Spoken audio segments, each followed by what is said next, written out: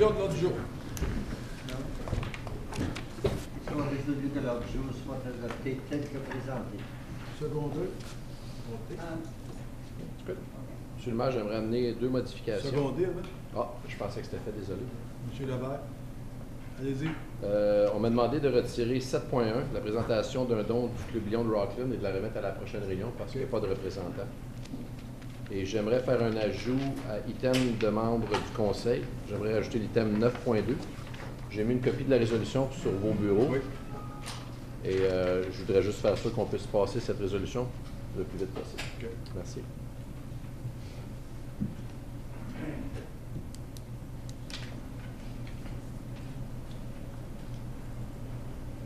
Accepte la modification finale.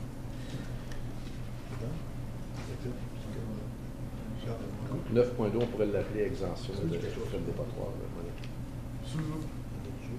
Non.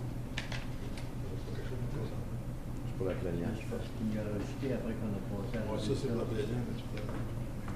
12.4. 12.4 et 12.5. Sortir du consentement. On peut faire la mesure présentement. Ouais. OK, c'est tout. Tout le monde a pas. Merci. Intérêt pépinière? Aucune. Merci. Réunion avec Claude? Aucune. Alors, Mme Collier, allez-y. I had prepared a presentation for you this evening. We anticipated a number of the public showing up based on what we've heard through Facebook and other feedback. We don't have a full room tonight, so we had made a decision earlier in the day not to give a presentation because we felt that the public might want to just ask questions. So I will give you a verbal update on where we're at. So as you're aware, May 4th we declared a state of emergency. We were considering lifting the emergency today because Gatineau has lifted theirs and it started to lift in other places. However, the province, so the Office of the Fire Marshal Emergency Management Group, Mr. Philippe Jaffion, counseled us against doing that for one more day. So we'll be looking at potentially lifting it tomorrow or Wednesday. The main reason for that is if we need load exemptions on roads that the MTO has to approve. If we're in a state of emergency, it's easier to get exemptions. So it's a simpler thing as that. In terms of people that were displaced, we had 24 families that were actually displaced. A number of them were at the River Rock. A few families are still remaining there this evening. There's 2 families for sure I know are staying there this evening because they haven't had their natural gas hooked back up yet.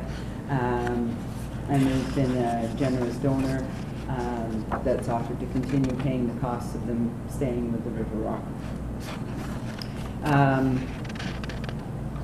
In terms of the homes that were impacted in the actual flood zone, there was a potential of 111 homes that could have been impacted.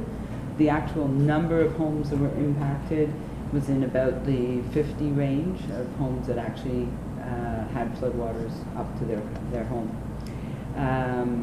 In terms of where we're at right now, we have started the recovery process. So sandbags are being picked up today by Tomlinson. They have a number of different pieces of equipment that are aiming not to damage people's properties as much as possible. To some degree, it's still quite a manual job to perform the removal of the sandbags, but they've started in earnest today. They didn't go to Voisin yet. They started on Wood Street because those roads were in good shape. We want to let Voisin dry out a little bit more before they go on that street with heavier equipment. We did drop off 1 or 2 containers today. One container today. So we were contacted by the group on 2919 for a container, and we dropped it there. That's some of the more severe ones that they've got severe water in their basements and are having to start to rip out insulation and construction materials. So the bin was dropped off this afternoon for them to get started. We will be continuing to deliver water with the volunteer firefighters every day. to ensure that people have drinking water, so that will allow them enough time to make sure that their wells are tested and the water's safe. So we don't want them to go without water, and I think in the whole time we've been in this operation, we had one request, and that was today, that someone had run out of water, and we quickly sent water over to them. So the firefighters will be going, as they have been throughout the whole time, to deliver water.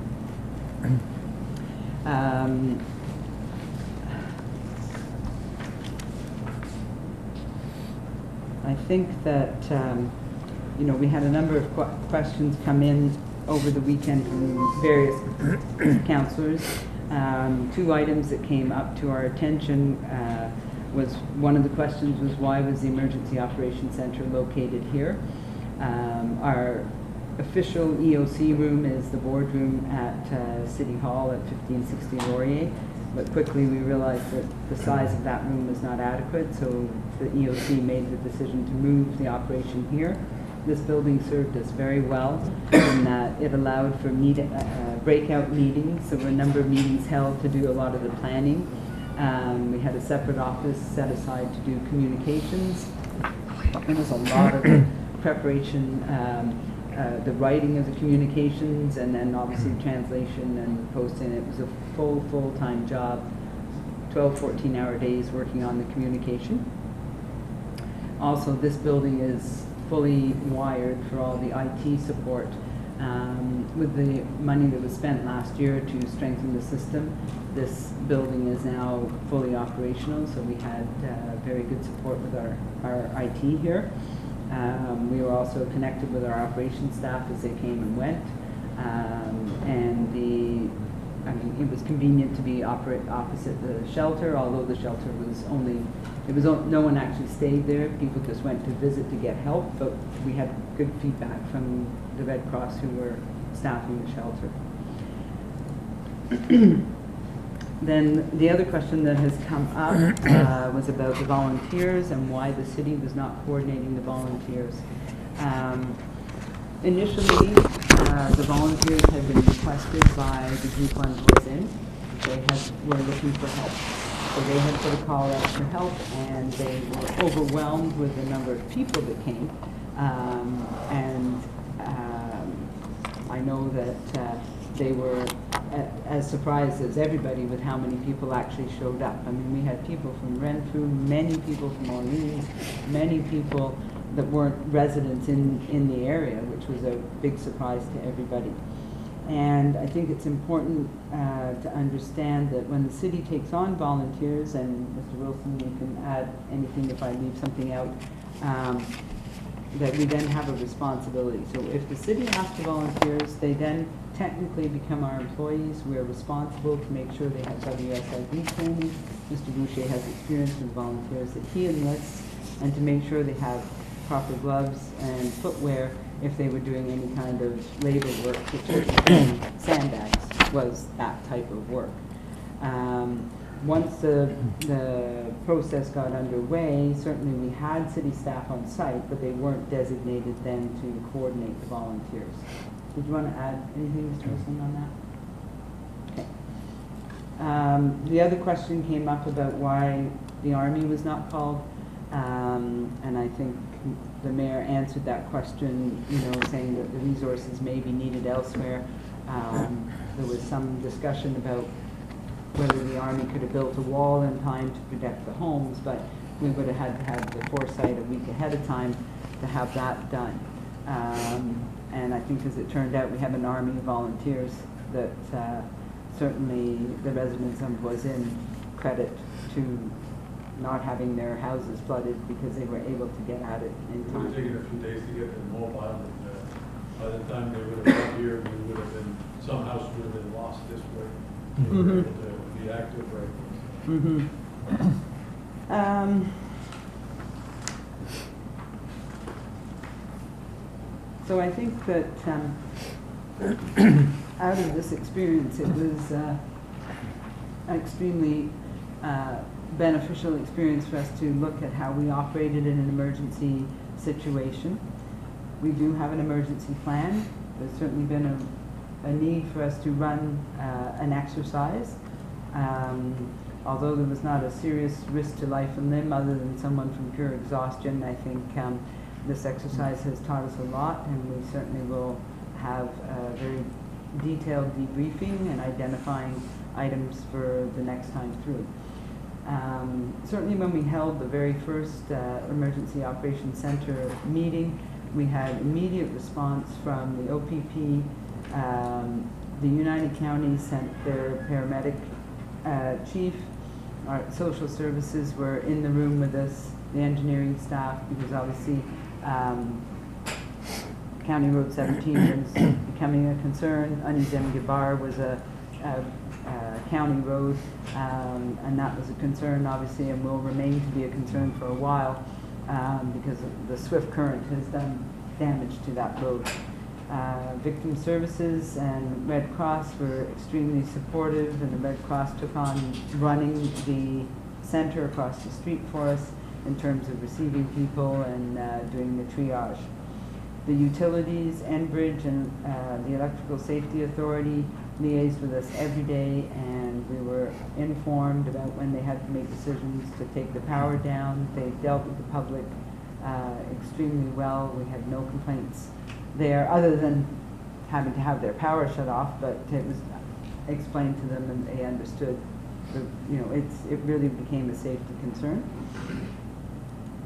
All of our suppliers supported the initiative the situation very well. I think we were without sandbags for a period of 2, maybe 3 hours. We now have an extremely large supply of sandbags. Through a number of resources, we were able to secure 500,000, correct? Right, so they're here on consignment. They will be going back. Mr. Wilson likes the little bit. The other partner that was extremely helpful to us was the Public Health Department in identifying the urgency to get water tested.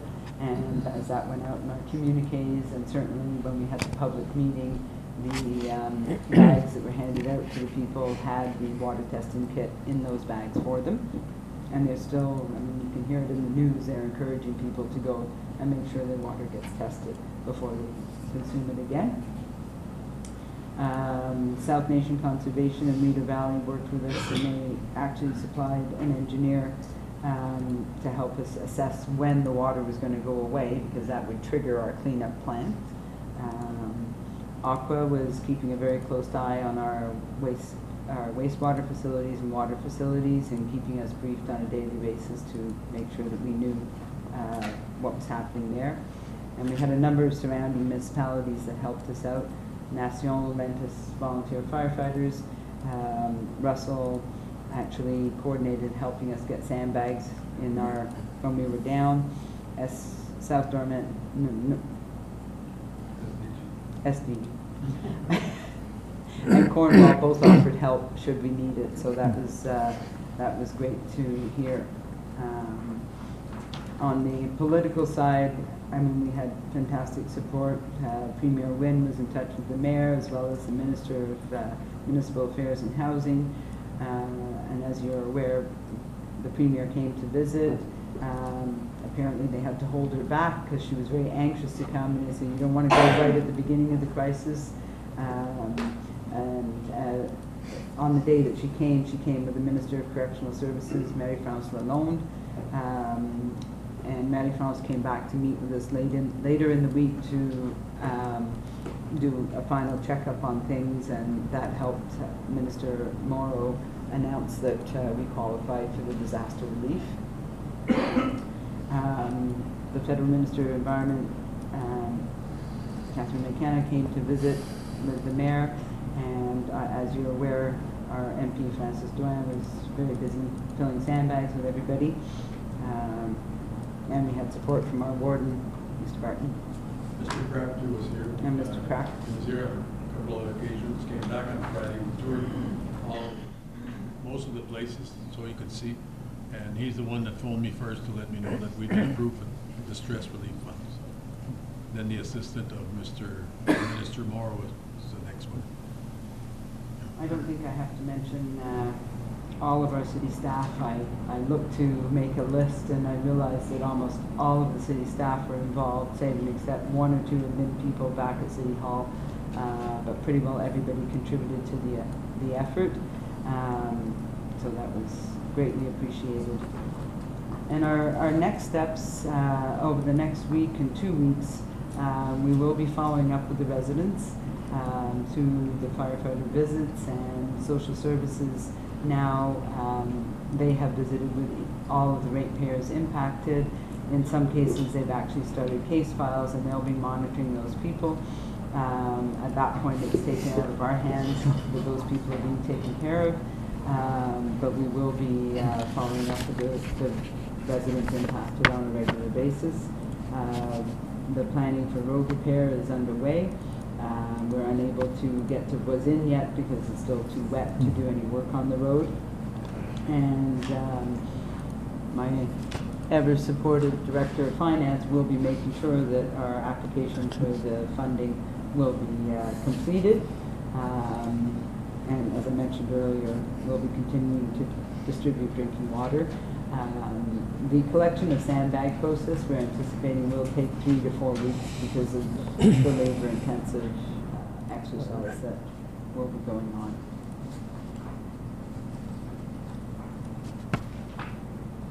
Do you have any other questions? So you say 50 homes that flooded, so we have 50 homes out of possible, you say approximately out of 111 homes that had water going in. It was not 50. 50 were It's less than 50. had sandbags around them. Okay. Do we know how many houses were flooded? Water going in, I don't care about the damage, but water going inside. Do we know that? Where the wall didn't last, or there was no wall, or? Well, right now, it's hard to say because some of the places the water still hasn't gone down. Well, enough to which means see that what water's damage. in the house, right? So we have to, Mr. Wilson. Mr. Mayor, I don't have a definitive number on the number of houses that have a significant amount of water infiltration. Certainly from my near daily tours, the vast majority of places were reasonably well protected with sandbags. There was a lot of groundwater seepage because of the water table, so we had water pushing up from the bottoms of houses that many owners were dealing with through multiple pumps running to try and keep that water out. But I don't have a definitive number in terms of the number of houses that had water in. We haven't been in most of these houses. Okay. Part of the reason is people have left. Yep. So we can't get in them. Yeah, but So- I'm sure it's easy to see. You see the water level above the window. You kind of see the line that you know is going to have. I just, it'd be good for us to know Well, it's how many also- really are in big needs and fast. Well, I think it's secondary residences mostly. Yeah, Ones that are badly damaged. Okay. You're probably 1 or 2, if that, permanent residents that are affected by significant flooding, and you're probably in the single digits of secondary residences that are impacted as well, to that degree, to a significant degree of massive flooding. I'm sure we're going to have a debrief, like an intern debrief. The only other question is, you say to remove the sandbags 3 to 4 weeks. Yes. Is that because they don't have enough manpower to do it quicker? Today, or? what they did was, it was their first day out, and they had 10 or 15. And so today was see how A long test it day, yeah. physically takes Yeah. to carry sandbags, how the equipment worked. They had, what do you call those things? They're like little Kubotas, but they have really wide tracks. Yeah. It could go on the property without doing a lot of damage, and the guys, and maybe some gals, were tossing the sandbags into a bucket. Did you want to add some better engineering description? I can That's see probably Mr. as, Parch. as good as I can. Oh, he went out on site today to Yeah, see the operation. I drove around to all the roads just to take a look at them, and we did have a talk with our contractor. I think the length of time, they're hoping that it'll be less than that, but when I drove the areas, I'm really amazed at some of the areas, how they got the sandbags in. Mhm. And it's a very labor-intensive job to pull them out. They're looking at some alternate technology here, but they're going to be increasing the resources. They had about 15 staff out there today, and they're working on woods, and it was going well. But they freely admitted they need more resources to do this.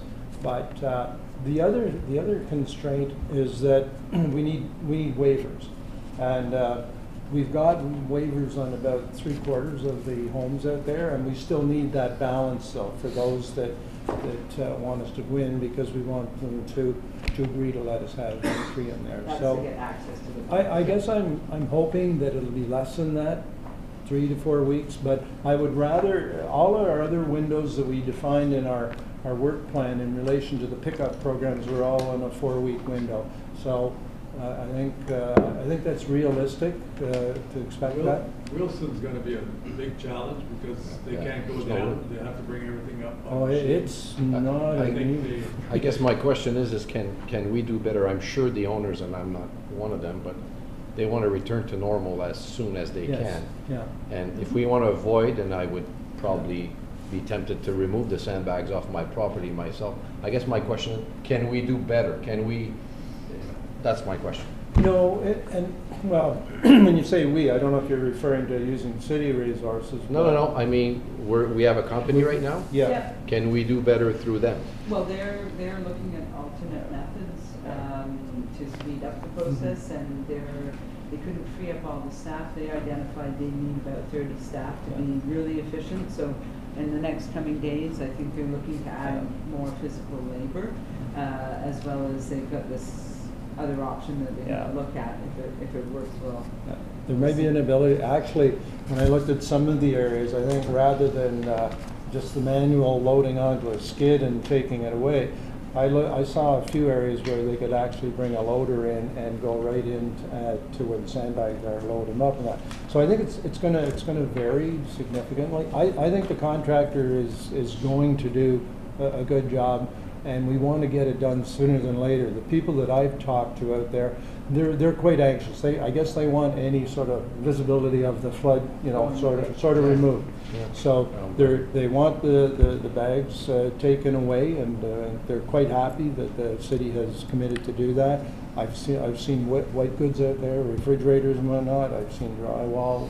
They're moving quickly, and we've set up our program so that we'll pick up, as they put it out, and the program's quite active, and they're aware of that now. So I think you'll see it.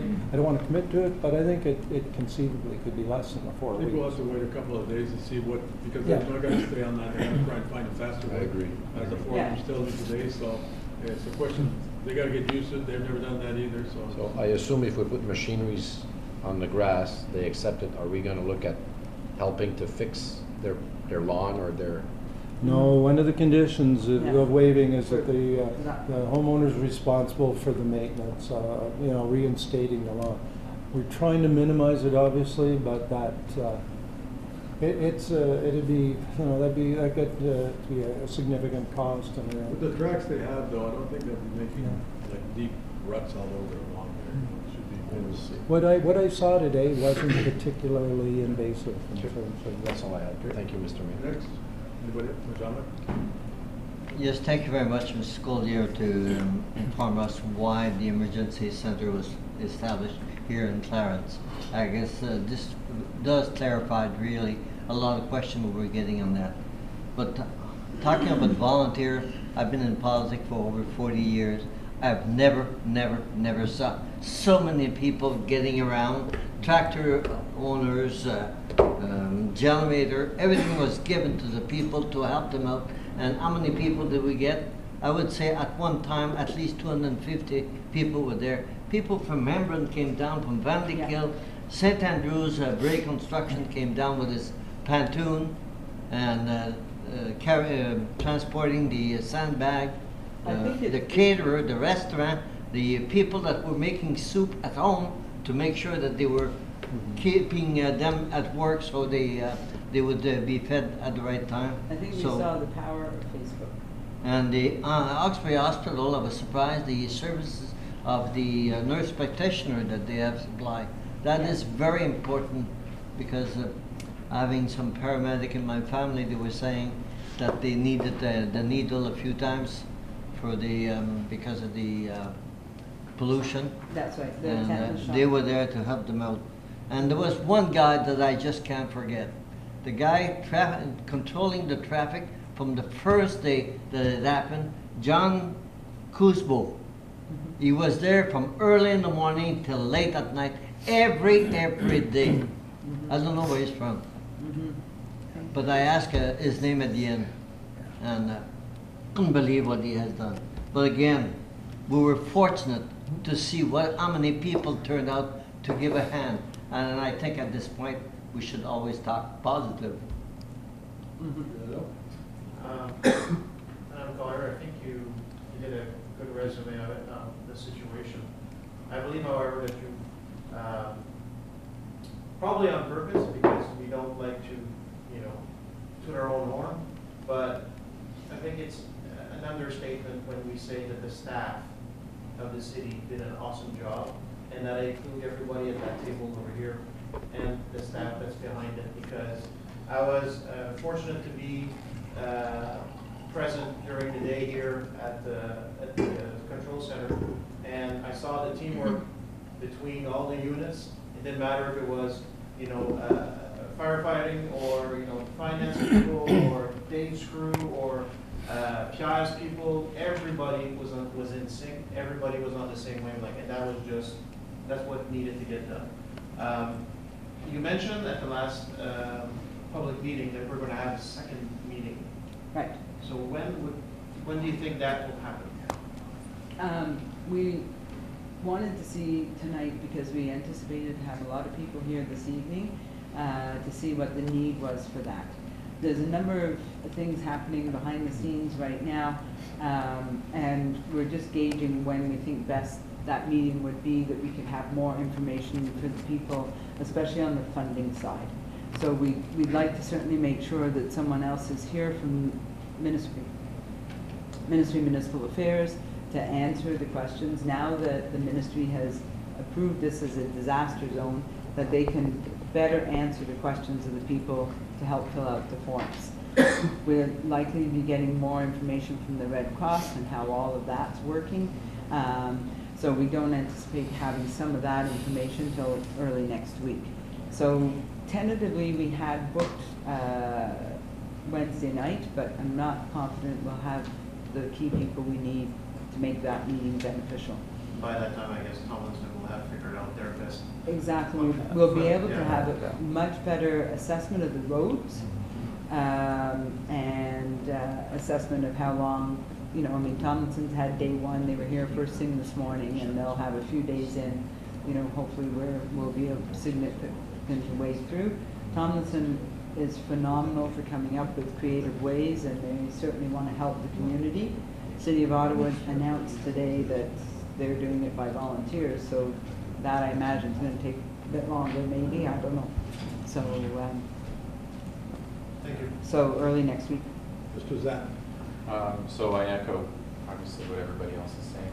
Mr. Darch, when we were talking, when Councillor Grimaud talked about, the damage that could occur on people's properties from going to get these sandbags. And to a certain extent, I understand what the city's point is on that. However, my stance on this is that we cannot continuously give permits to build in flood zones, take their tax money whenever, it suits us, and then at some point just say, you're on your own for this. So I'm hoping that the city can try to find some kind of middle ground to say, here's what a little bit more that we could offer. I just don't think it's fair that we continuously take. Yeah, and people get services for this. Don't get me wrong. I don't agree with you there, Mrs. Zapp. Well, to me, that's we find solutions, and that's why the meeting next week will have more answers. Correct. And what I'm trying to bring up is possible solution to potentially fix some damage that happens to properties because we go on their property to take away the sandbags. That's all I'm asking. But I the think we can damage. use a takeaway to look at some options. We were asked to look at a couple things by some ratepayers on Blizin, so we'll bring something down. Okay. Thank you. I think it's a good idea. Autre question? Moi, I just think possible round of applause for all the administration and volunteers.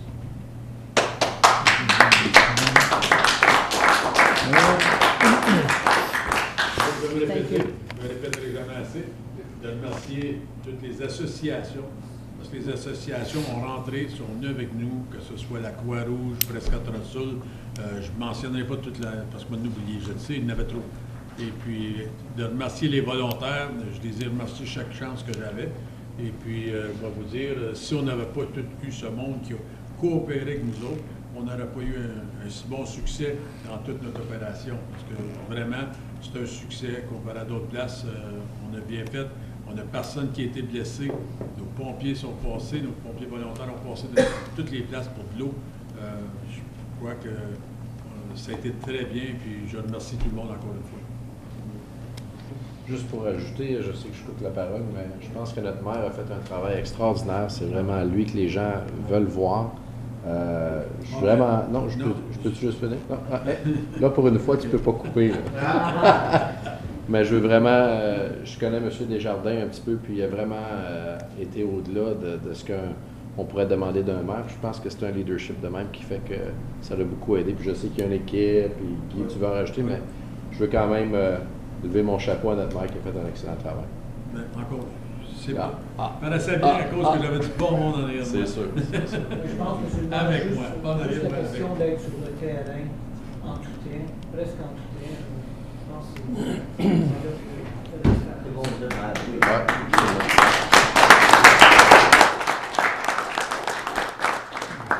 Aux choses plus sérieuses, on va avoir une période de questions. S'il y a quelqu'un qui a des questions ou qui veut nous en demander, c'est le temps de le faire. C'est le seul temps dans cette réunion. Anybody's got questions or comments, come to the front, give your name and address, and then go for it. You go first. I'll toss a corn if you want to. That's our tip.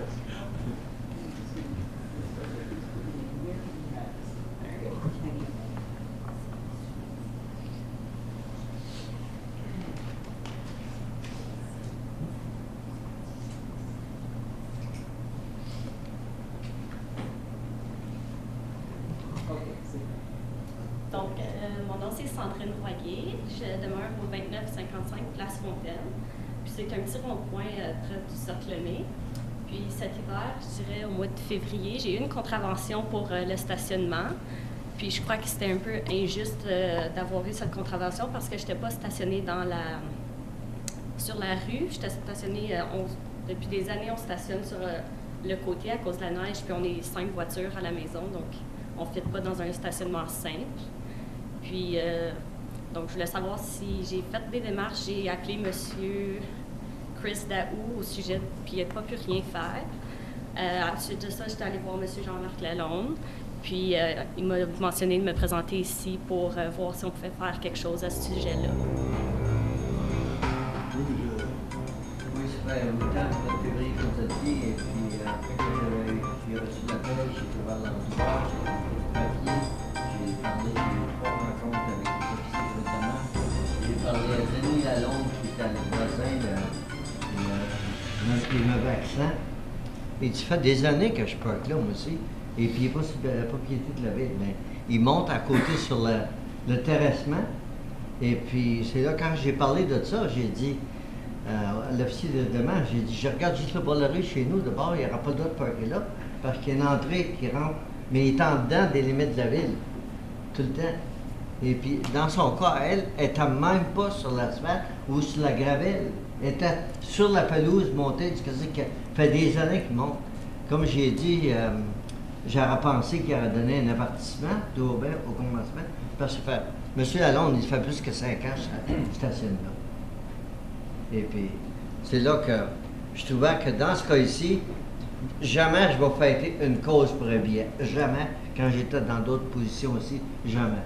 Mais dans ce cas ici, je pense qu'on était un petit peu fort dessus. On demande toujours on dit tout le temps qu'ils sont pas assez forts, mais dans ce cas ici, le fait qu'elle était montée sur la pelouse plus haut, j'ai été prendre des photos.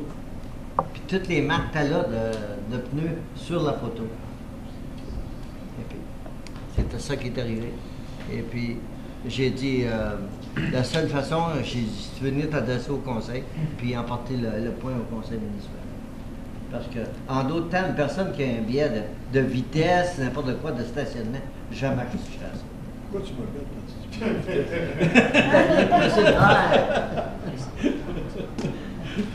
Non, mais c'est bizarre, monsieur le maire, parce que souvent, ils donnent des avertissements.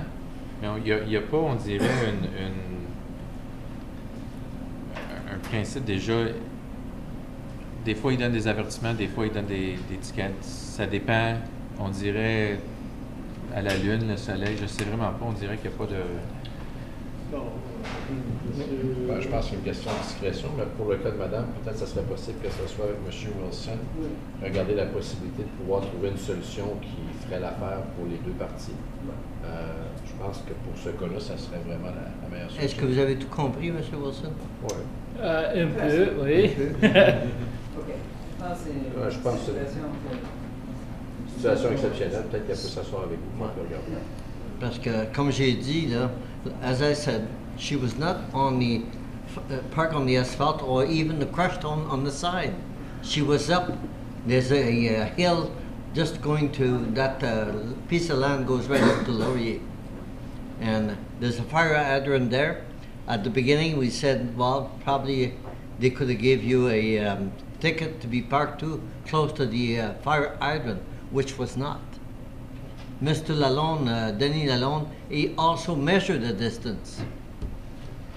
So, Je vais regarder. demande à M. Wilson Oui, avec j'avais un citoyen qui m'a demandé des questions sur le stationnement sur la rue. J'avais demandé la clarification de département de règlement. Tout ce que j'ai eu, c'est référence à la règlement. Et j'avais demandé de m'informer sur soulever la question justement de la résolution. Et on me fait dire déjà qu'on regardait les règlements de stationnement. Is that the case?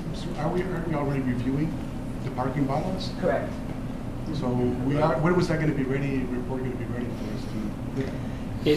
Mr. Mayor, it's gone through several different hands now. It's currently with the planning department to review the overall bylaw and figure out where we can and can't and what that should look like and bring that forward. So I'm not sure where that's at. Thought you would have that ready tonight. You've got nothing to do all week. But Mr. Mayor, the question that he's saying about the parking bylaw, that has nothing to do with the parking bylaw. She was not on the street.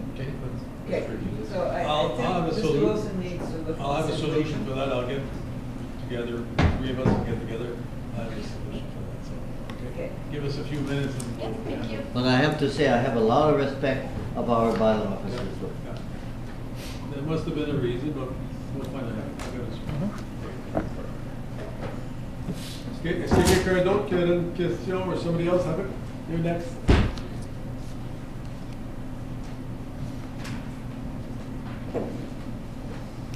Hello. My name is Abby Loof, and thank you for the opportunity to address you all. And I'm one of the many key people behind the Rockland Flood Relief 2017 Facebook page. And we just want to address the monetary donations. We have created a Rockland Flood Relief Fund at TD Bank. We understand that Red Cross and other nonprofits are looking for donations, like United Way. But we understand that there's going to be administrative fees taken from those donations, and there's no guarantee that the funds will actually land in Rockland. So this is why we've strongly urged other people we've been in contact with to donate to our page instead, or not page, but the bank account instead, as we feel that many people want to see all those proceeds come back to our community. With that being said, we'd like to discuss these funds by collaborating with the city. Many people are asking us how it's going to be allocated, and we just want to have a partnership with you to see where best these funds are needed. I had a few other questions, but some of them were addressed tonight, as in we initially thought cleanup efforts, but as we can tell that sandbags are being picked up by a contractor, same with raking debris and removing the electronics and furniture. Were there any other cleanup efforts that we aren't aware of from this For meeting? the city, most of the cleanups will be, we're putting on a separate bill, and that's why we've applied for the relief distress fund, and that should cover some, we don't know how much. I don't think, after discussing, I don't think we can get involved, the city cannot get involved, because it hasn't been managed by them from the first and all this, and usually it's not done that way. Am I correct when I'm quoted?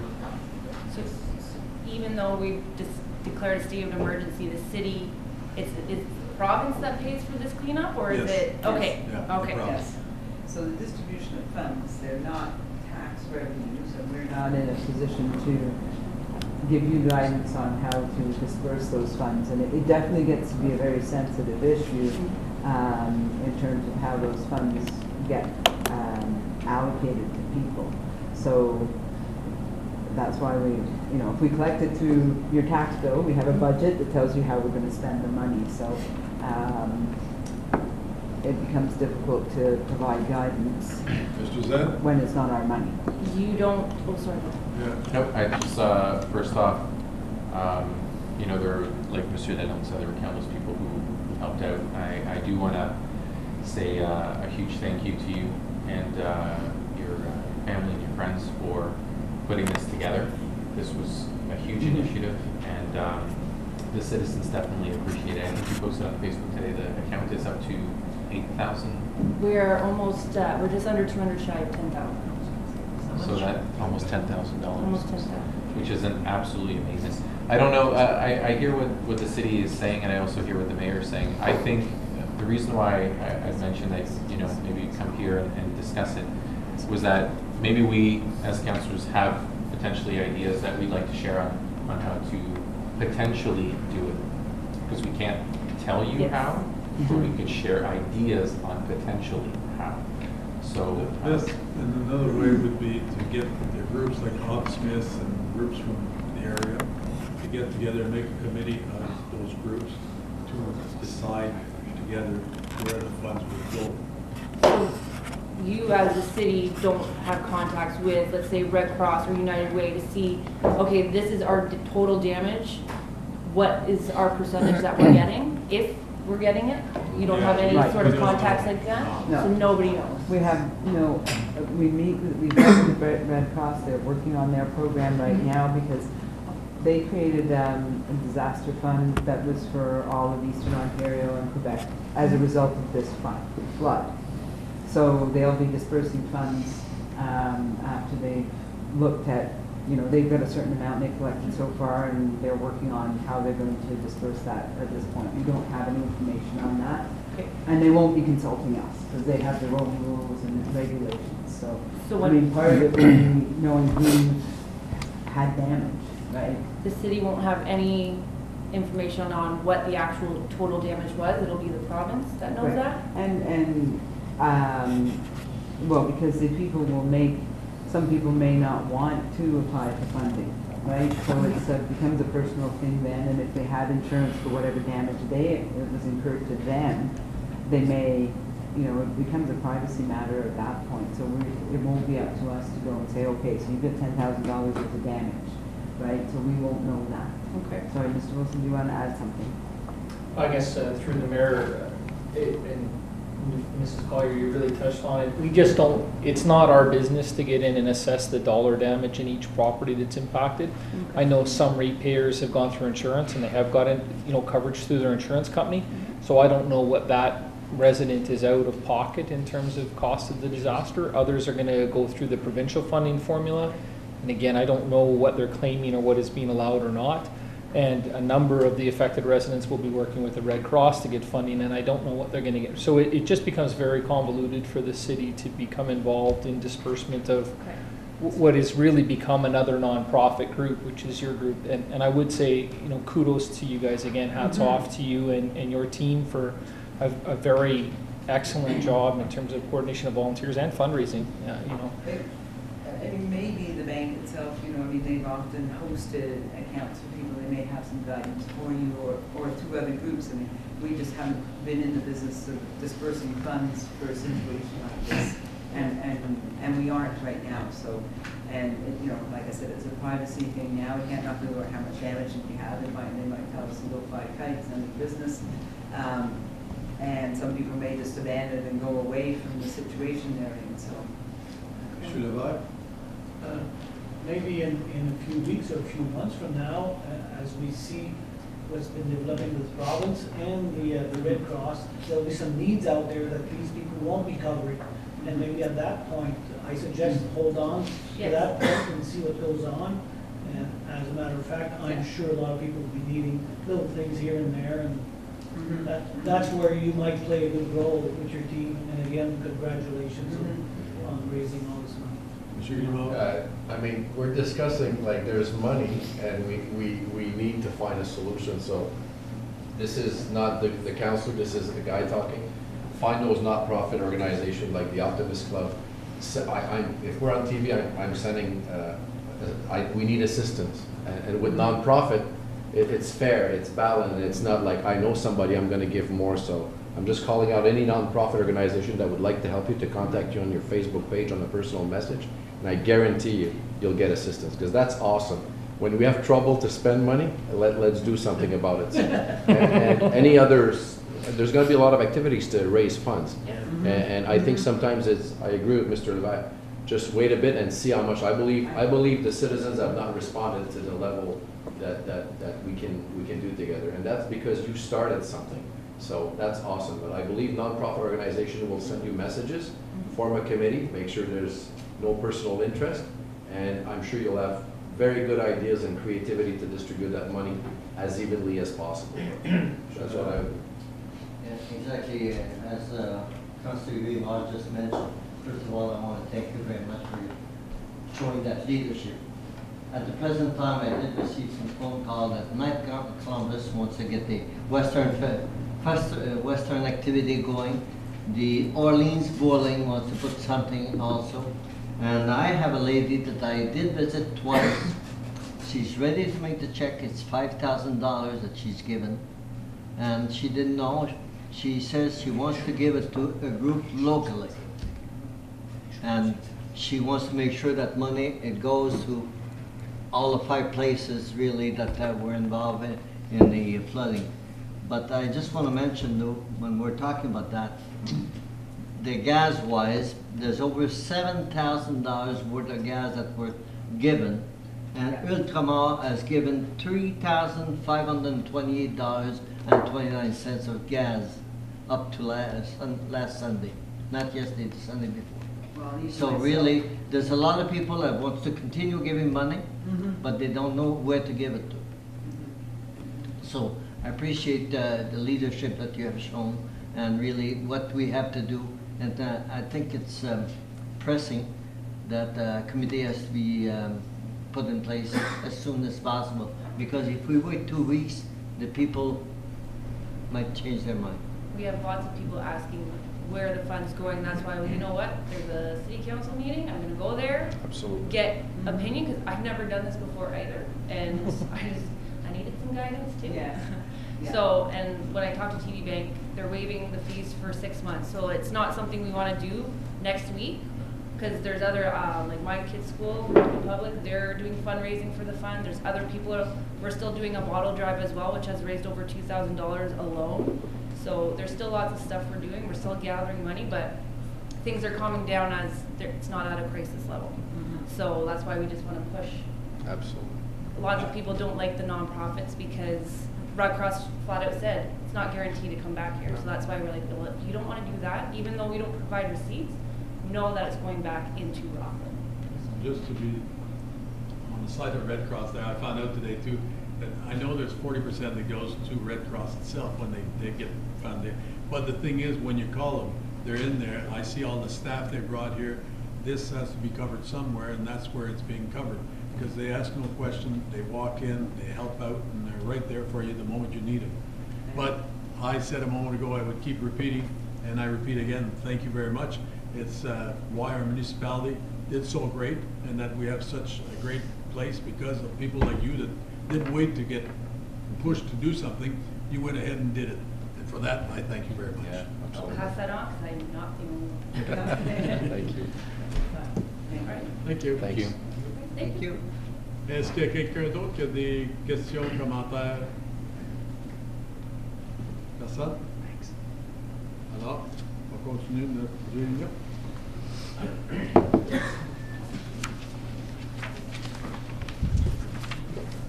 item des membres. 9.1, résolution de membres, présentée par moi. Qu'il soit résolu que le Conseil adopte le règlement numéro 2016-66 étant un règlement pour permettre une exemption aux écoles et les églises unilingues à l'article 8.8 du règlement sur les enseignes numéro 2015-160. Secondaire, M. Berlinguette, question? Oui. Juste revenir sur le même point que j'ai fait à la Réunion précédente, que les enseignes municipales que nous installons, on devrait s'efforcer pour les mettre bilingues le plus possible. Et puis, je suis entièrement d'accord avec la résolution que Autre question? Tout le monde en faveur? Merci. 9.2, M. Grimard. Résolution de membre présentée par, ça fait drôle de le dire, hein, par moi, visant à pourvoir une exemption aux frais de dépotoir pour les résidents affectés par les inondations. Alors, je vous ai donné une copie de la résolution. Attendu qu'un certain nombre de résidents de la cité de Clarence-Rockland sont affectés par les récentes inondations printanières et attendu que plusieurs d'entre eux feront face à des nettoyages et rénovations importantes suite à ces inondations, qu'il soit résolu que le Conseil mandate l'administration d'établir une liste d'adresses civiques de tous les résidents à l'intérieur des limites de la cité de Clarence-Rockland qui sont affectés par les inondations, et qu'il soit également résolu que le Conseil mandate l'administration à prendre les mesures nécessaires afin d'assurer que les résidents des propriétés affectées figurant sur la liste soient exemptés de tout frais pour apporter leurs déchets et matériaux au dépotoir de la cité sous présentation d'une preuve de résidence effective immédiatement, et ce jusqu'au 31 juillet 2017. Secondé. M. Berlinguette, question? Tout le monde en faveur? Merci. Item par consentement. Est-ce qu'il y a quelque chose que vous voulez sortir? 10.3, M. le maire. OK. Autre chose? Vous voulez ça, M. le... C'est au contraire. Oui.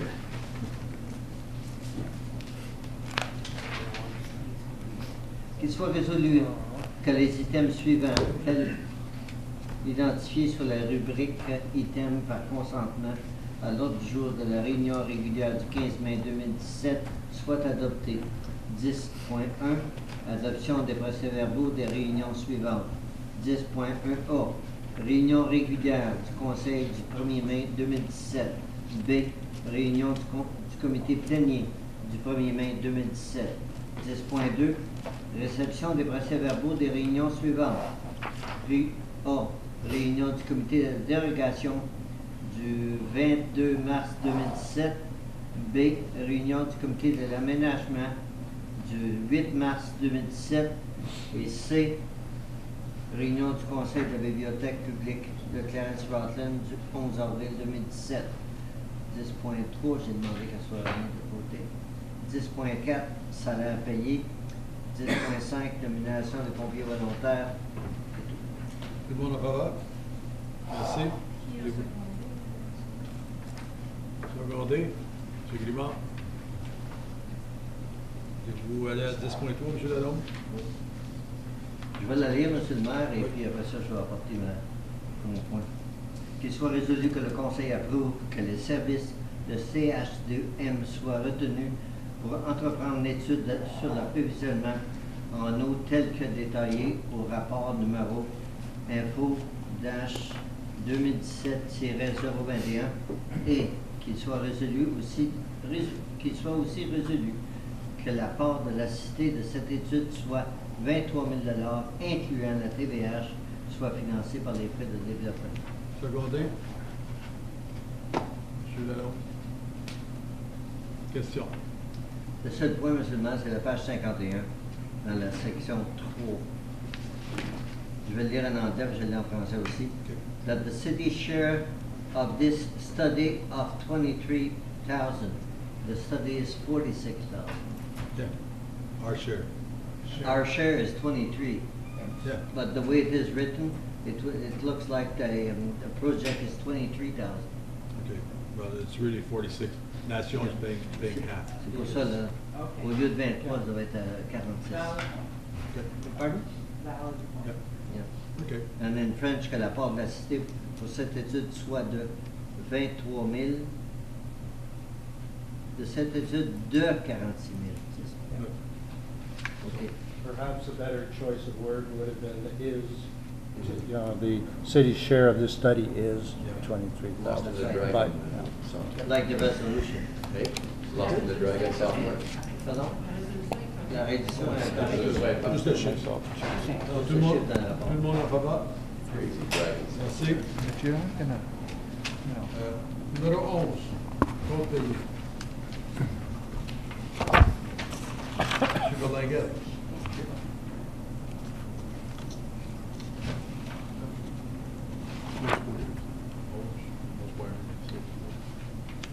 Qu'il soit résolu que les comptes payés pour la période du 8 avril 2017 au 5 mai 2017 au montant de 2 779 058,68 soient adoptés tels que recommandés. Secondé. Secondé, M. Lalonde. Question? M. Grimard.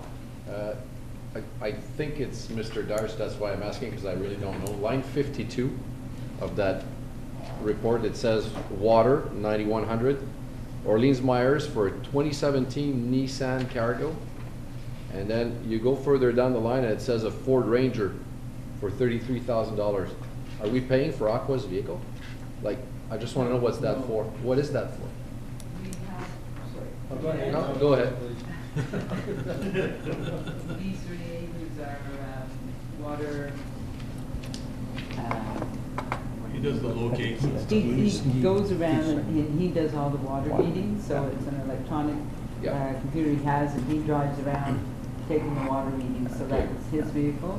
And I believe the vehicle we replaced was close to 10 years old. So we replaced that vehicle. Correct. It's over It's for our 25,000, system. so we're still within the brackets. It was for our staff. Okay, thank you. He had the old Ford Ranger there. Oh, the construction, okay. Yeah, yeah. I fully approve that. Which we Thank took you. very That's good all I care have, of. Mr. Mayor. M. Lalonde. La ligne 27.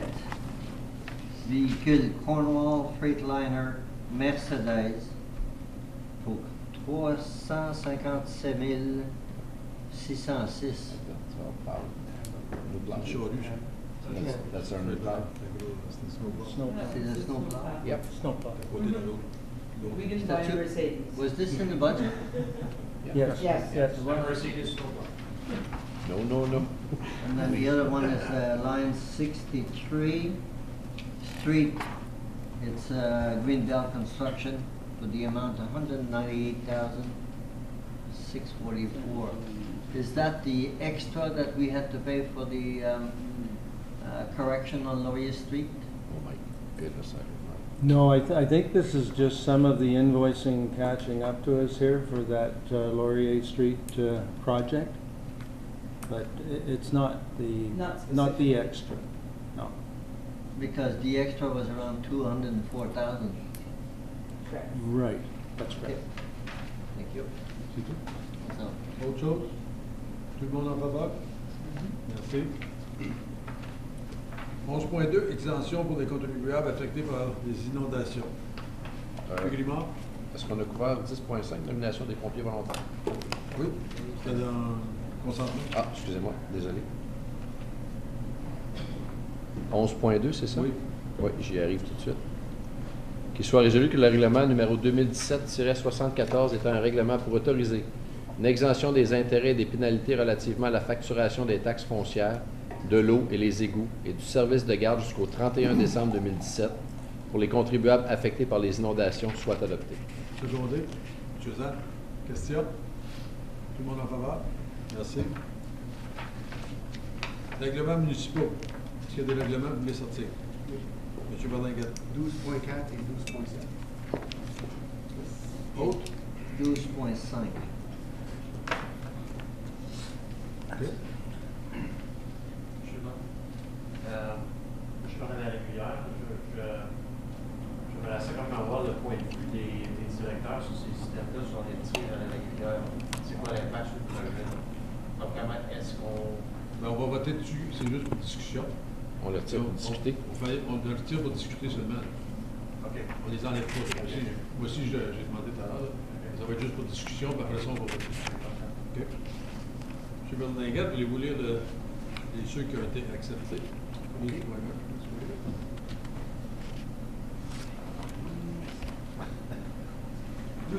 Que le comité plénière recommande au Conseil d'adopter le règlement 2017-59 visant à dédier les parties 1 et 2 du plan 50A-10-524 comme une voie publique, telle que recommandée par le département d'infrastructure et aménagement de territoire. Ensuite, 12.2. Ah, non, mais il faut juste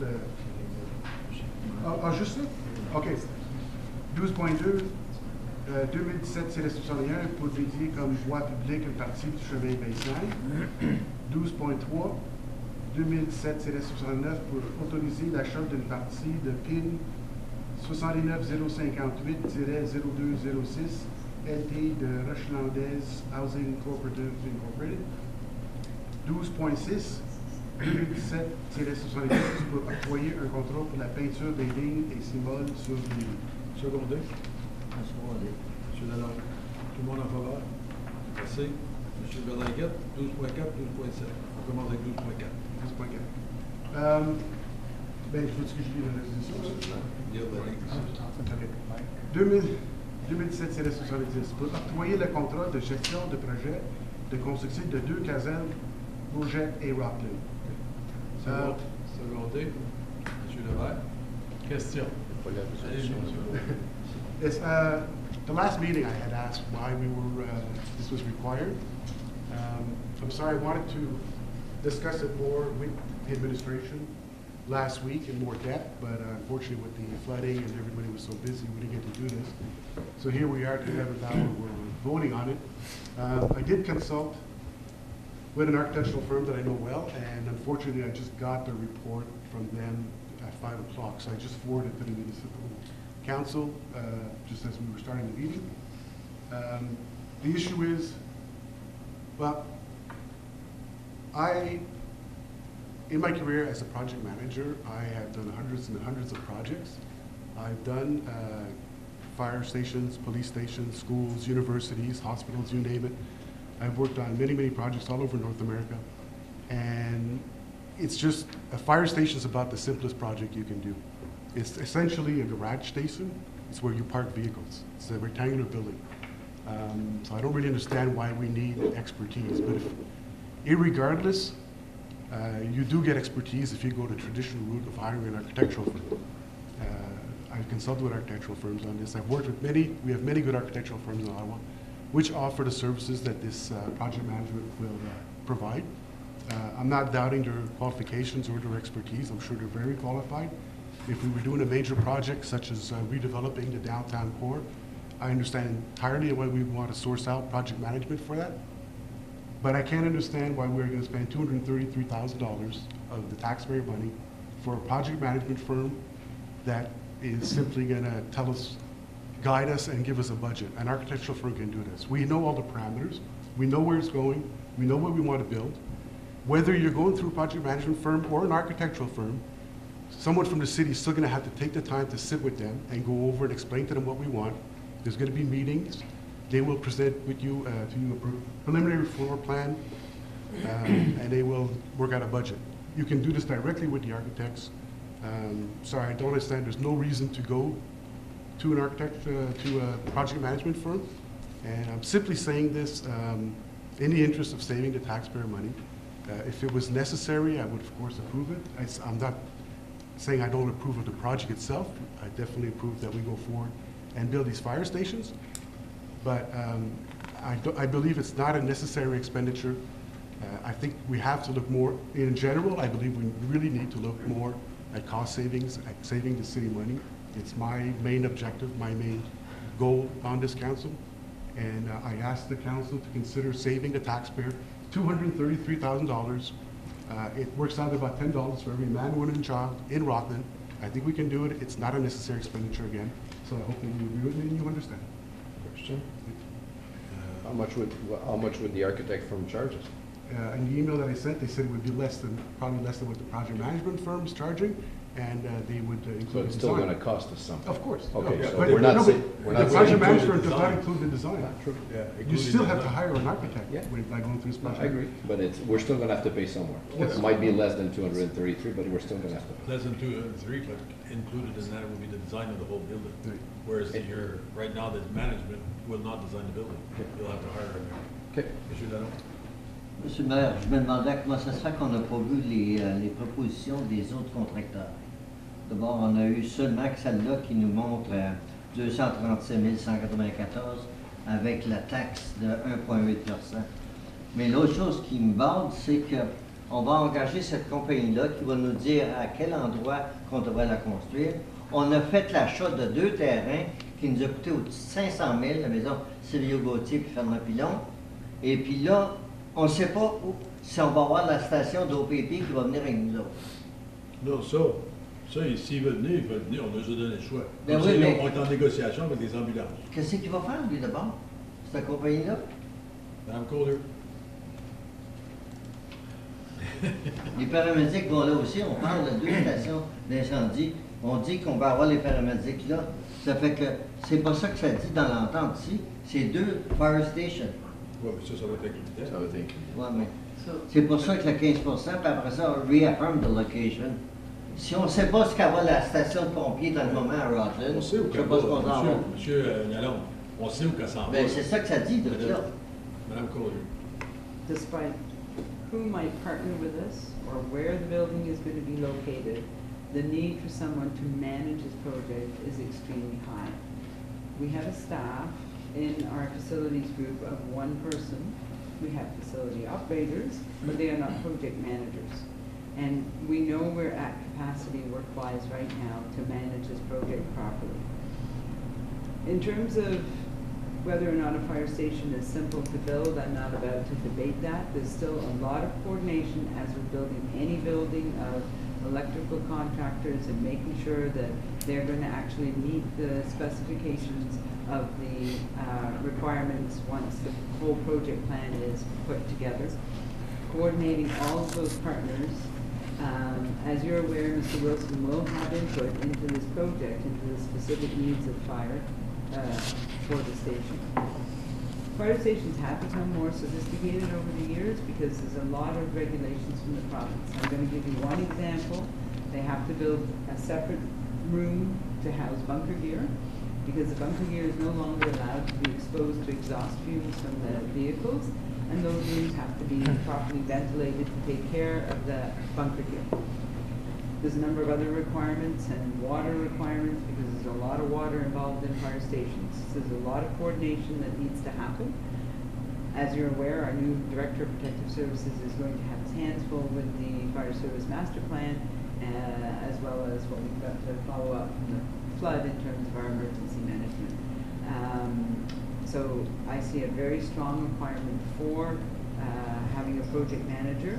I think Mr. Boucher, our Director of Community Services, who's responsible for our city facilities, can maybe provide an explanation of the difference of having a project manager versus not having one. But I don't think Mr. Beldanget is questioning having the manager. He's just Right. saying that an architect would do the same job. Okay. Plus the plans altogether. Okay.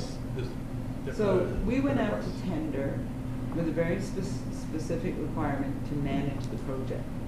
So that tender was open to the public to bid on that. So for me, if the architectural firm is interested in managing the project, because it's from start to finish, right? And so we received bids. No, well, you went out to tender for project management services, not Correct. for architectural design services, but I'm saying you can combine them with both. And what you were saying before, I'm sorry, but Mrs. Kohler, you know very well, the sub-trades, the electricians, the plumbers, they're all under the general contractor.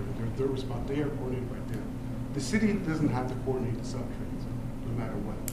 The services offered by the project management firm are services to, as I said, help the city guide in planning where they want to put the project. It's general, but an architectural firm can do that for this type of project.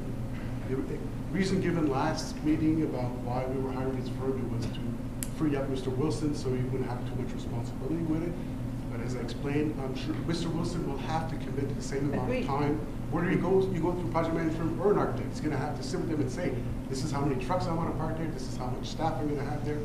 It's, you know, there's gonna be a couple of meetings no matter which firm does it. So I'm sorry, I still haven't found a valid reason coming from Mr. White. It sounds like we're trying to negotiate something here without even having all the pieces in place. So even if we hire, whether we go with your idea or we hire a project manager, we're still in process of negotiating with Prescott Russell Park. We don't even know if the OPP is going, and that is the difference between either building a fire station or doubling it to fit all these things in. The OPP though, we're not with them. We just told them we'd have a piece of land for them and then they could look at it. But it would have to be joined to the building. I mean, there's not that much room. So that would be their project. Right, but it still has to have some kind of joint venture with us. Well, they're not gonna wait for the OPP because. But that's what I'm saying though. If we're not gonna wait for the OPP, do we take all of the land? Do we take half the land? So all that to say, it just sounds like it's still very piecemeal, that we're not even ready to put a shovel in the ground anytime soon, because we still don't even know what partners are going in with us. Well, for the ambulance, it wouldn't take that long to negotiate. Mr. Wilson. I guess if I may, to elaborate a little bit on Mrs. Collier's comments earlier, a fire station is much, I mean, it has to be built to a post-disaster standard. I'm not an engineer. It has to be able to still stand when the tornado comes through town, or when we have an earthquake, or when we have a flood. It has to still stand. It's far more complex than just to comment on the councillor's comments of a simple garage. It needs to accommodate living quarters as well as functional working quarters. We need to look at facilities to store contaminated our fire gear that gets exposed to fire smoke in a ventilated area that's not exposed to sunlight. There's a number of considerations that go into that are beyond my purview. I can sit there and say from an operational perspective, I need to be able to get in quickly and get on a truck and respond to a call. I can certainly answer questions about where trucks need to park in a station, but I can't sit and be ever mindful of all of the little intricacies or sit there and watch the day-to-day stuff that's happening with the tradespeople to hold them to what the plans are going to be. I mean, this city has done two major projects that my colleague, I think, can comment on, one of which we attempted to manage in-house and one of which we outsourced. And from all of the feedback that administration has heard and considered in moving this project forward was that hiring a project management firm to see this project through to a successful completion, something that we can be proud of for the next many, many years and decades to come. The suggestion was to use a project management firm to manage the project. So, I mean, Mr. Boucher can certainly comment on our experience in building the YMCA versus building the CIH arena and how we managed both of those large-scale projects in recent past in the city. And I'd invite him for comment if he's so keen. I just wanted to, and I understand where you're coming from, Mr. Wilson. I think what Mr. Berlinguet is saying is the intricacies are still going to be known, whether it's a project manager or the person, the engineer or the ones that's drafting up the plans. I just forward to you that email from the architect, which and we're not saying that we want to build it using somebody in-house. We're saying in order to save money, instead of going for a project manager and someone who's going to do the plans, just go for the one that's going to do the plans anyways, because they're going to know what to do. We're not trying to cheap out. I don't know. Mr. Keogh? Did you want to comment? I don't know if Mr. Boucher wanted to comment on it first, and then I can add. The project manager is completely different than what an architect is. Project manager will follow the project from step one to what we want in the building, what's needed in the building, what we can really afford in that building, and what the fire department needs, and so on and so on. So he will take the project from the beginning, develop a plan in order to have the architect build a design for the building. But the architect won't come back to the city for a cost for the architect. That's in the design build. So the builder that will present the project to the city will bring a project on the table with plans that are made from that company, from the design build company. Then the project manager with the city evaluates these projects and take into consideration which project is better for what we need. So this guy is assuring that the city is getting the quality of what they're wanting to have at the end product. So even starting from the beginning, before talking about plans, they have to know the whole scheme of what's going to be happening in the building and what's going to be the needs for today and the future needs. Once we have the plans, then we go into tender, where we tender it to design builders. So they will come to us with different options. And the design build, they won't have they will all have all the aspects that we mentioned that we would like to have in the buildings, but it won't be the same project that they will all present. It'll be all within the same envelope of budget, because we're gonna tell them before, okay, we have X amount of money for that building. This is what we need in the building. This is what we want to see in the building. This is the quality of the building we want. And then they will present a project to us, all included. The main issue with the project manager that is important to us is the quality that's going to be delivered to the city. So every time the design build is going to present something to us, he's going to have an extra somewhere that he wants to. We've been questioning $50,000 extra lately on project of $200,000. On project of $6 million, or one of 3.5 and one of 1.5, $5 or $6 million, because there's going to be more than one extra. If we don't have a project manager that follows that step by step and evaluate the extra they want and recommend to us the best solution, we'll end up with more extras than what we propose. That's my. We did it both ways. We did it with a project manager for a project of $20 million, the arena. We respected the budget. We were inside the budget. The budget was respected. The other one where we did it in-house, we hired our own architects and all that. It took a year more because we had to follow the architects and visit sites and see sites, because we didn't have the full picture in our head. It took longer. It took a person at least 1 year to follow all that with the architects and get it done before we tender it. So it took a full year of getting the whole project in place and the plans in place. Then we tender it. Then it took another a year to build, more than that. Anyway, at the end product, we had an employee that was there all the time to manage the project. Plus, we had to hire some expertise to follow that stuff that our employee couldn't vouch on it because she wasn't an expert in the construction field. So this is one point that is very touchy, that it goes on both sides. So sometimes it might sound a lot, $200,000, but at the end, it could save you a lot.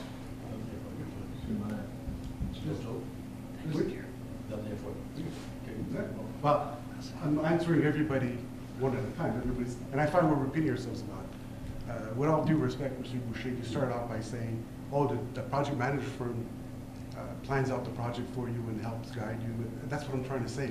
An architectural firm offers the same services. And in terms of design build, you say you've done both projects, traditional and design build. I've done hundreds of both of them. I don't like design build. The traditional way with the architect, yes, it usually takes a little longer. That's because they take the time to plan it out properly with you, and they design the building to your specifications. They sit with you and they just look at what you're looking for. Design build through a project management firm, it was created to save time. That was the idea, but it's horrible. Because what they do, they rush it through. They start the foundation, they dig, they develop the project. Meanwhile, they're still meeting with you, asking what you want inside. And at some point, then you say, oh, by the way, we wanted a washroom in that corner. Well, we brought them in on the lights, it's too late. That's how design build works. So that's an extra, you gotta go and dig up the cement to put in. I don't believe in design build. And I'm telling you, we can do this project with an architectural firm in a traditional way, and we'll get what we want. I'm not worried at all. It's just this is exactly what I was saying. If we don't have a project manager from the beginning to follow all these steps, we could fall into pieces like that. But I don't think where there is Mr. challenges. is arguing with you guys. He's just saying that we should get a contract. No, I'm not arguing. I'm just saying. Does the project manager do? Mr. Mayor, I just wanted to remind council that this is the second time that we have gone out to market and tender this project. The first time we had to basically, what happened is the OPP came along and the project got deferred. So we've had the industry respond to an RFP. This is our second RFP that we've sent out to market.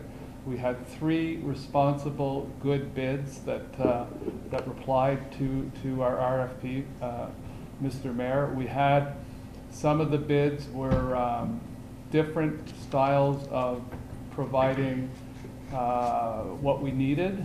One of the firms, quite frankly, in their management style would have ended up costing us a lot more, and we had to essentially disqualify that firm.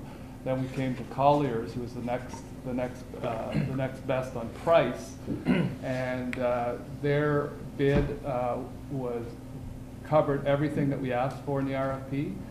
The architectural community was welcome to respond to our RFP at any point in time. An RFP is simply that. We're looking for ideas to meet our requirements. So any architectural firm could have responded as Councillor Berlanget suggested. Unfortunately, we didn't get anybody that did. So I would caution Council. We have a responsive bid. The other thing I just wanted to point out to Council, Mr. Mayor, is one of the first items that the project manager is going to do. Our budget that we have for these 2 fire stations is at least 3 years old.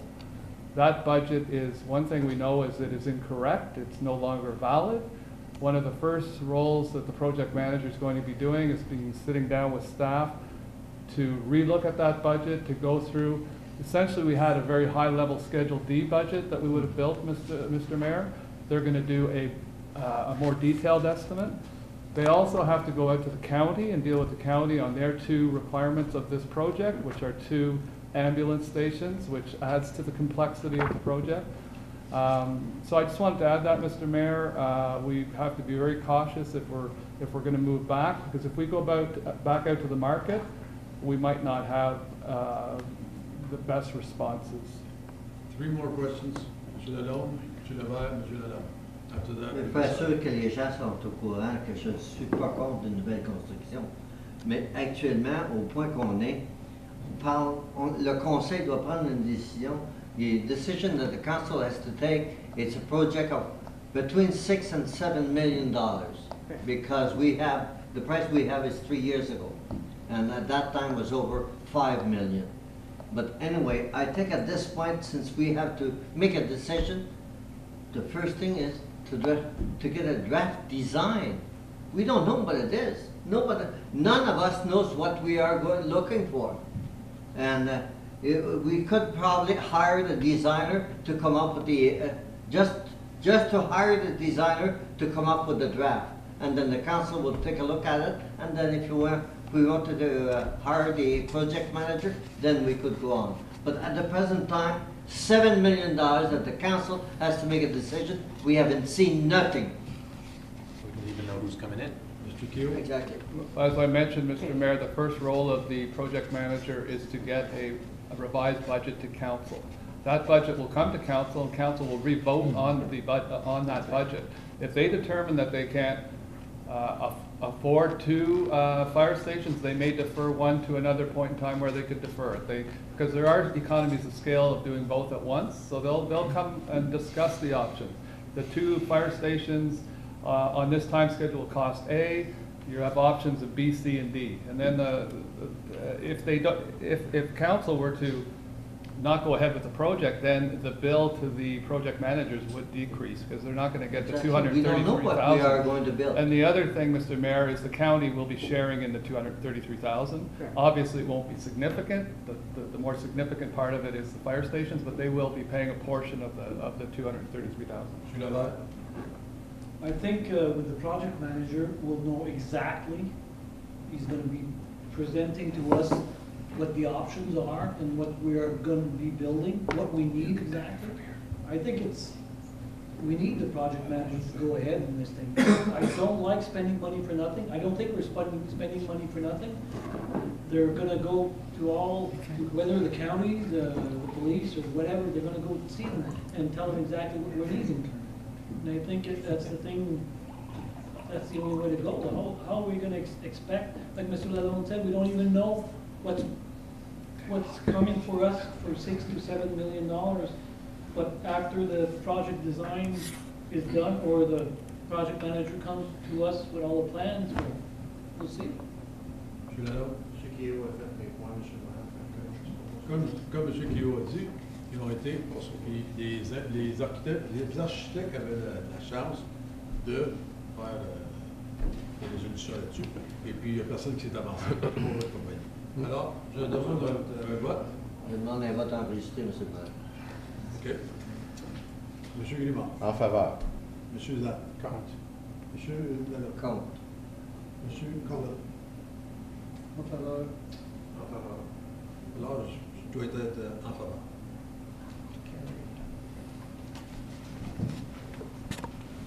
« 12.7, M. Berlinguet. OK.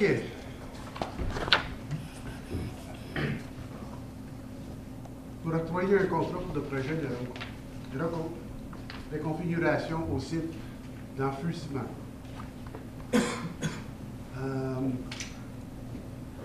I wish I would have asked last time also, what does this contract include?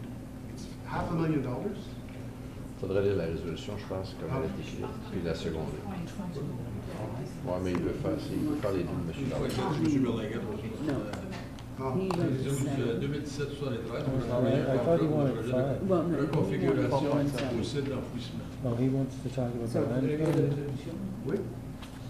the mayor allowed.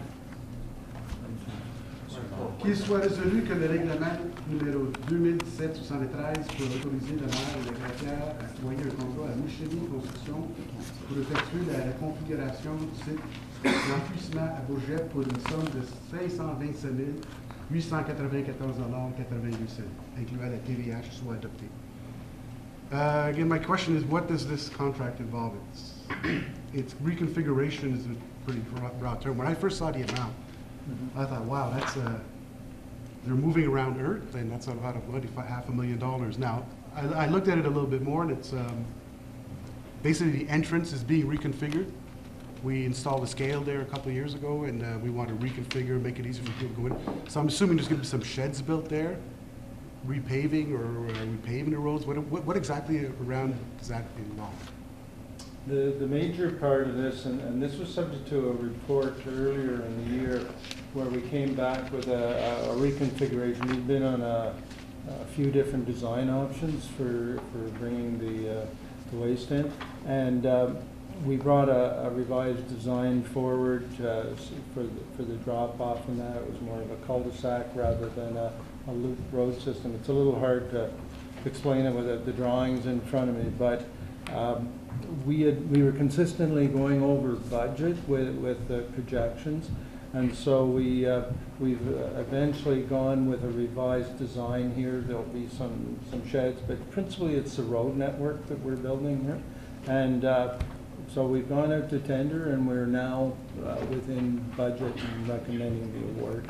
So the $500,000 is to reconfigure the road that leads into the Yes, landfill? yeah, That's yeah, it? yeah, because it's not as though it's a road that exists right now, so you're putting down proper base, turning, radii and all that. I think it would have been good for Mr. Berlinguet to see the plans. Like, I saw the drawing, and there's a lot of work to be done. Yeah, For that's- him, it's very hard to get a picture, and he's got That's a the valid unfortunate point. part. Well, Yeah. the thing is, again, I'm sorry, I really apologize. Last week, I wanted to go over all this, we discussed it. Yeah, I know. And with the flood and everything, we didn't get to go over it, but You Maybe should a get the good thing plans. for M. Berlinguet to go see you, Dave, and I'd certainly show be the prepared to plans. pull out the That way drawings, you and can I get think an I can satisfy you that, you know. Yeah, it's a lot of work. There's a fair bit of work, and we've worked really hard. We started at well over $1 million, and I think this is our third kick at the can. see, these things are now are turning up last minute. I'm really concerned about all the construction we're doing, and you saw I just tried to save the city, $233,000, fine. But I was on the Ottawa Construction Association site last week, and to my surprise, there are 3 projects out to bid right now for the city of Clarence-Rockland.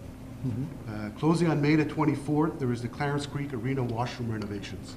I looked at those drawings. We're basically taking the men and women's washroom, taking out all the toilets and stalls and sinks there, and reinstalling new ones. We're not reconfiguring the walls or anything. but we hired an architect, Pine Richards, to do the floor plans. Basically, it's very straightforward.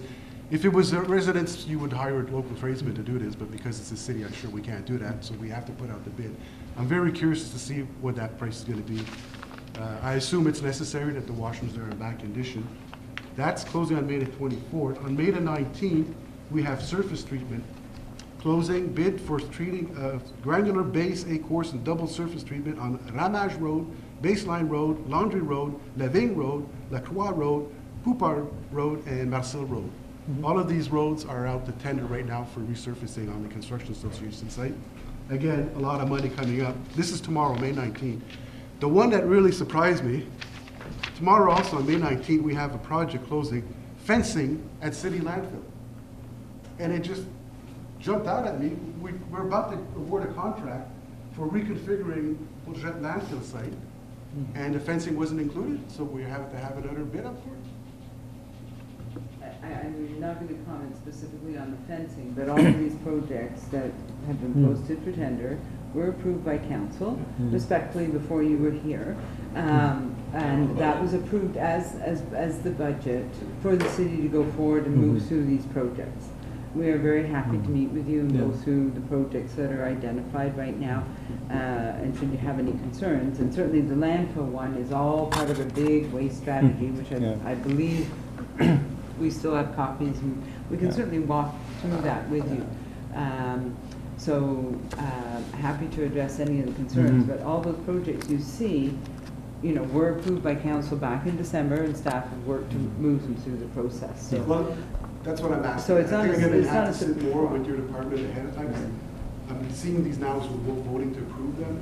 I wish I would have been But here we're voting before. on something that was Already approved. It's already approved, the money is there, it's not extra money we're asking No. for. It was all budgeted in December 17th. But my point before was we ended up approving, I don't think when we first approved the budget to build fire stations, we discussed hiring a budget manager. We did. It was part of it.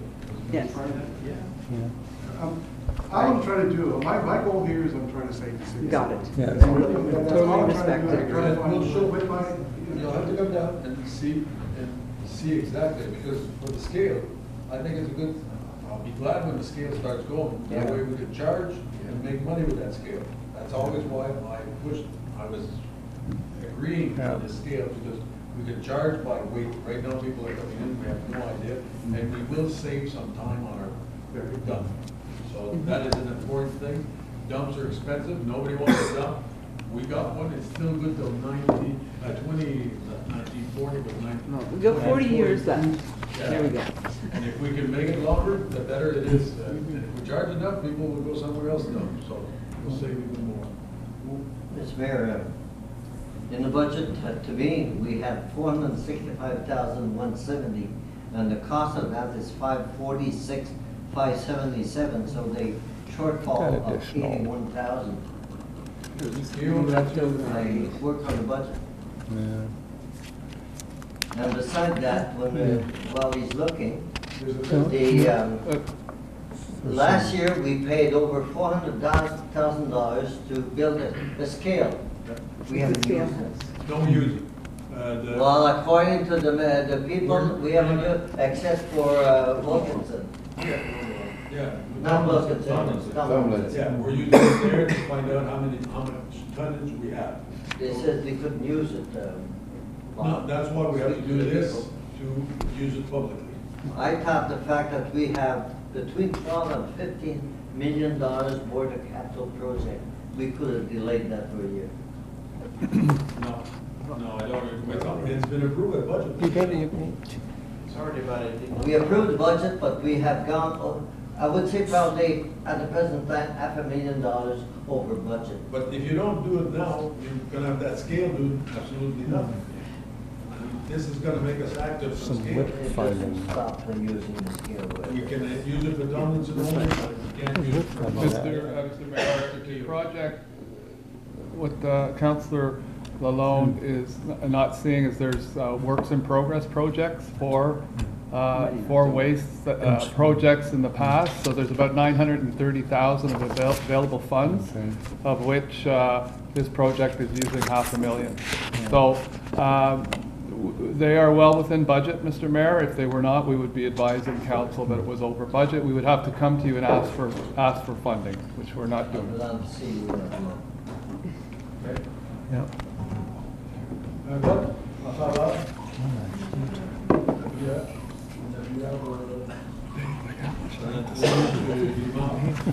Qui est en faveur du 12.7?